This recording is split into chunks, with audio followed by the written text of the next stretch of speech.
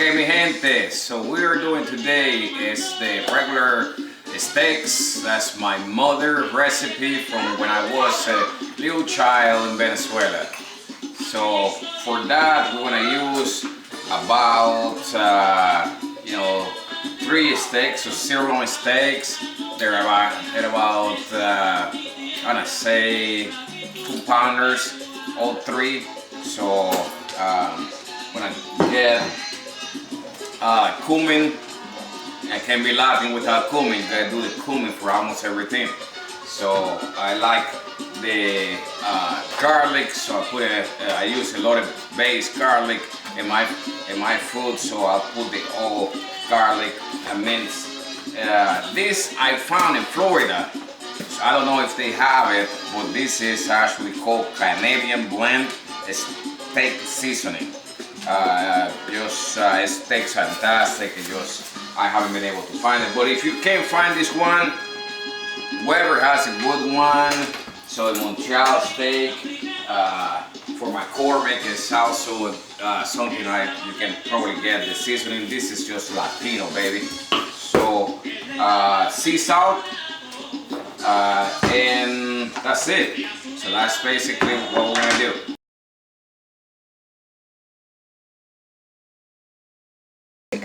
Alright, so basically I'll take all the steaks in regardless of the order, and the first thing I use is salt. So when I use the sea salt, I know what I use, so if you want to kind of know how much is your salt, you kind of see how much is coming out of the salter. So you kind of want to go and be easy at it. So you take one side and the other, and we will move. So it will be potentially just. So I use 4, 1, 2, 3, 4. That's kind of measure. Hey, Latinos, we don't know what the measures are exactly, but it's all mixed just like the salsa. So everything is good. Then I rub it. And that's part number 1. So I get the next ingredient, which I tend to use a cumin. Cumin. This one is new, so I had to open el comino, papi.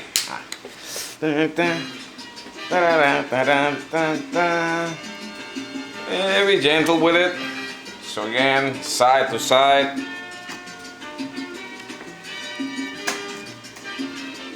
That's it for cumin. Now, this is stuff. So you actually have 2 sides, the thick side and the small side. I like the small side. And this is how I do it. You gotta comb out so it comes really granular. So it's a lot. I kinda try to use as much.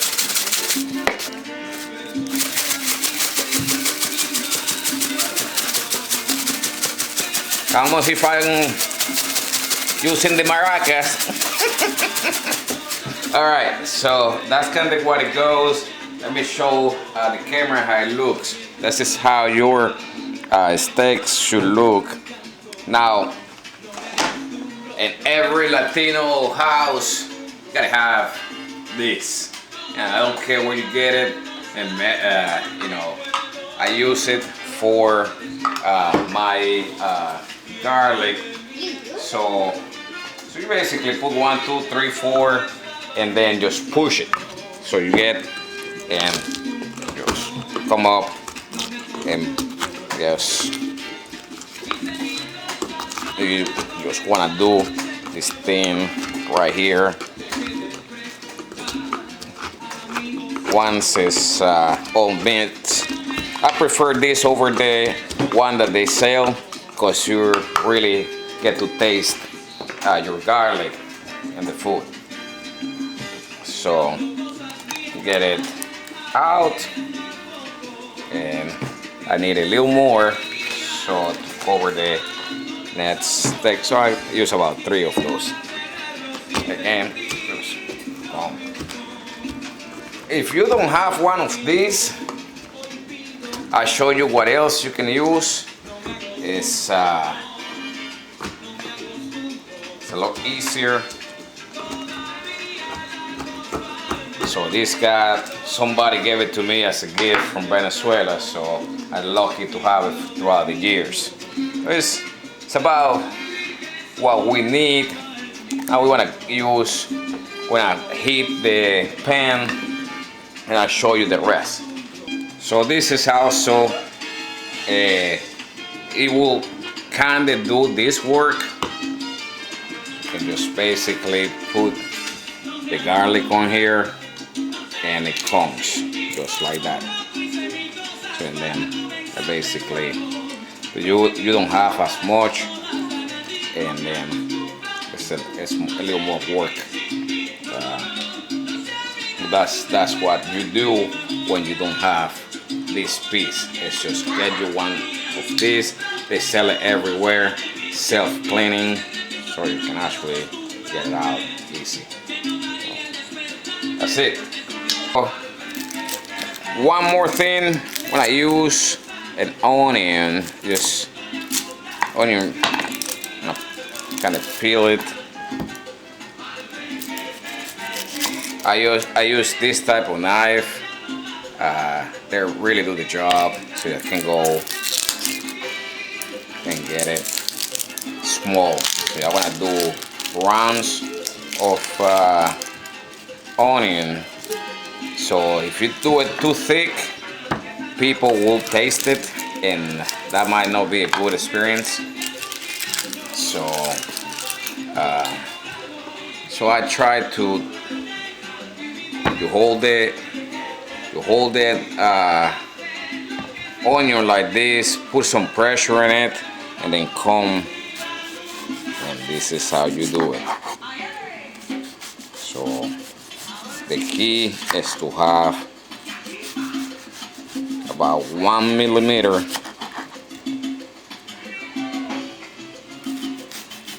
And once you do the steak, you can hardly know that was onion.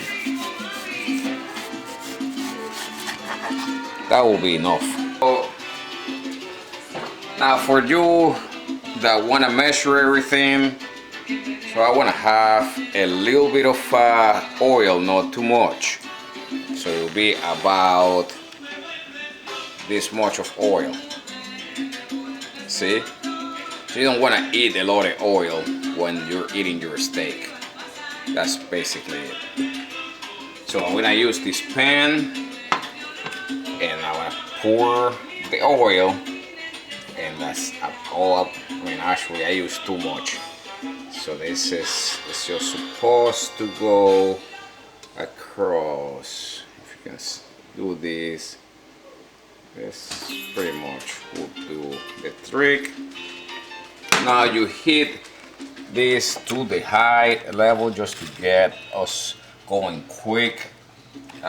The temperature is going to come dropping, so when it start hot, to get the maximum heat to the steaks and the onions. Once I start seeing that it's start getting cooked, I'll go and gradually move it into medium, into low, and steam, so you can actually have that juice. Then you can love it. You can put it on, you know, whatever you're gonna have, rice, or you get your spaghetti.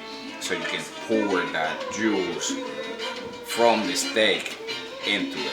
So that's we'll show you that next. So remember, you gotta do this on both sides, right? So for most part, now it takes my kitchen, my stove, probably 1 minute to get really hot. Make sure that you can find your lid for that pan.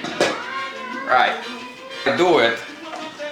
I recommend you guys that first, you know, to use a fork or whatever. I do it by hand, because the closer I can get into the pan, the least amount of hot oil is going to come out.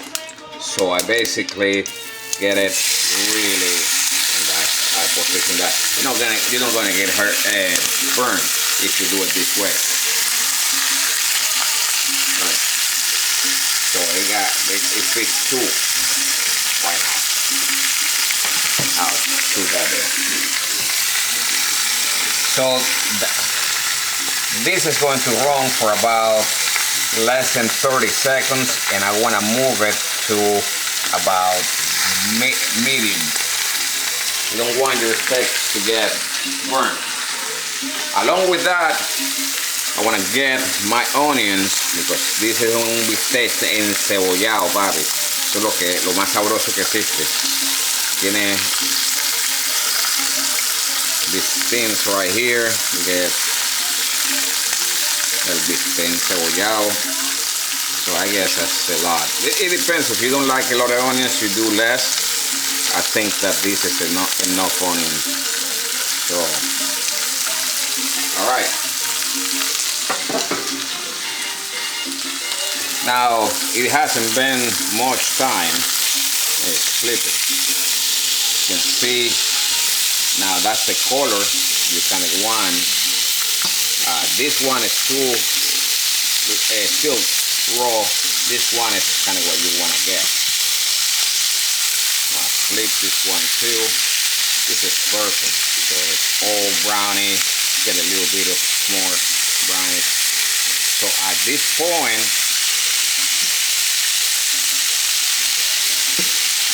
we're getting the onions also cooked, marinated. You want the onions to be down to get the heat, so you can actually get cooked onions. You don't want raw onions unless you are a real onion lover. Alright, so it's about a minute, so we want to see both sides. You see this dark side, you see the other side, like this. They both are like that. I'm gonna put the lid on, and we wanna go almost to one knot below the low. So what that does is that gonna sweat. So now your steak and your onion are going to be sweating, and that sweat with your oil is what is going to be the juice that you're just going to love it, and that's what you want to use either for the presentation or to put it onto the spaghetti or the rice, whatever you prefer. So it's been about 2 minutes. Now you see how it sweats. Look at the steamer, and that's just from the steak sweating. Look at this. That's basically what I'm talking about, people. This is going to be your, so you want that. You want that to be of this consistency, a little more. That's what you want. And this is almost done. It was about 4 minutes. So you get now to the steamer side, and let this steam provide you as much. So at this point, the meat is actually medium. So for you medium cook eater, if I just come up and do this, you probably won't see a lot of pink. So it's there. So if you're a rare eater or the medium, so that's about 5 minutes is all you need for that. So right now it's about 10 minutes, 13 minutes, and now this is how your steak should be. This is it. This is an end product. Look at those onions. They look nice. They're brownish. Look at this. That is what you're looking at, the consistency of the juice. So this is basically it. So we want to get a plate. I'll show you how to present this thing.